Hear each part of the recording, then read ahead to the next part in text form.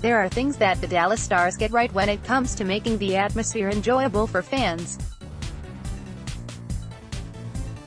Discussion of the atmosphere at the AAC should begin with the trio of Michael Gruber, Jeff Kay, and Chelena Ray. They, along with Jason Danby and the rest of the production team, put on a great show for the fans.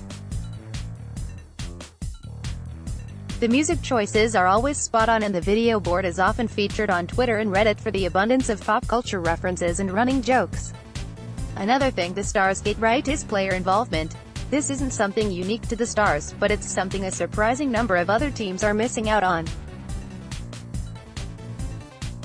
Fans form emotional attachments to the players themselves, so putting pre-recorded bits up on the video board or on social media is a great way to foster that connection to the players.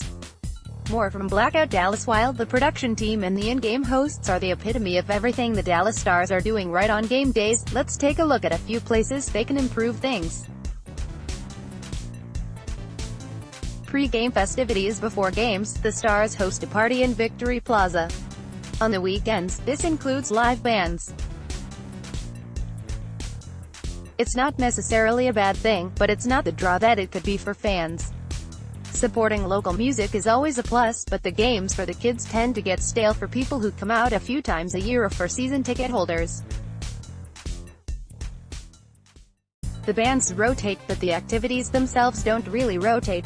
There's also nothing that isn't particularly directed at kids, though adults are allowed to participate. Bringing in food might draw people away from the restaurants, but it could encourage more people to hang out and listen to the bands. This doesn't have to be anything fancy. It could just be a food truck or two, or even just some vendors at food carts.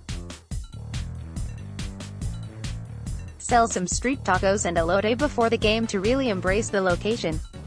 Speaking of embracing the location, the Stars should do more of that. Sure, they play the Pee Wee Herman bit and they have a cheerleading squad in addition to the Rice Girls, which I will eventually write an entire article about.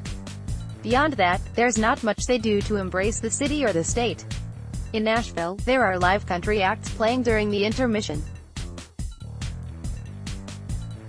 In Vegas, they created an over-the-top spectacle that fits right in with the Strip. They're taking what makes their city special and turning it into an essential part of the experience. Dallas is a special beast because it's not exactly Texas like a lot of other areas. The Stars don't need to host a rodeo during the intermission or drape every available surface in Texas flags. Pandering too much to a stereotyped idea of the fan base can backfire, so they need to be careful with what they do and to what extent, but they could certainly do more in this regard.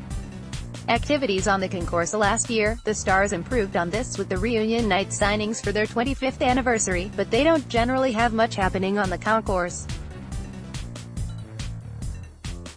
Usually, it's just filled with people trying to get fans to sign up for a raffle, with the occasional victory green sighting. Every once in a blue moon, they might do mystery pucks, and they sometimes have Ice Girls out selling calendars, but that's about it.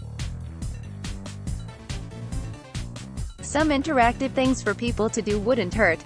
For example, some arenas have been doing a VR hockey experience where kids can put on goggles and use controllers to become a player.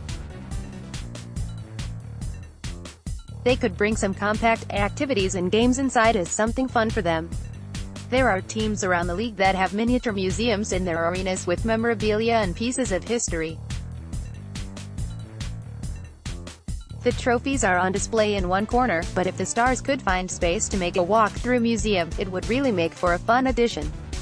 Perhaps this could go into one of the lounges on the third floor, or could even be split up on the walls in a few different places without taking away any pre-existing spaces. Sharing with the Mavericks would have to be considered, but there's no reason they couldn't make it a shared museum and put up memorabilia and milestones from both teams. The Dallas Stars don't have a bad fan experience by any means, but they could elevate it with a little work. What would you like to see change or be added? What do you think is perfect just how it is?